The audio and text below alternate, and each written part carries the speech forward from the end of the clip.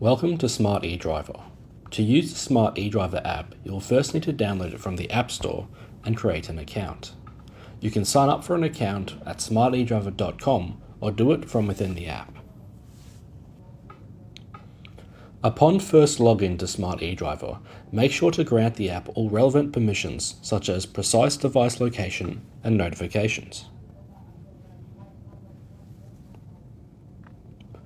When a new Smart eDriver account is created, the login details of that account are sent to your email address.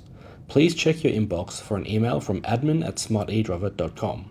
If you are unable to find this email, be sure to check your junk mail folder, and if you are still unable to find it, contact support. From the app, you'll be able to sign in by entering your username and password. If you're the only user of this device, you can also select to remember your password. If you are unable to log in, you can also reset your password by selecting the Forgot Password button. Upon logging into the Smart eDriver app, you'll be asked if you've used any other electronic work diaries since your last login.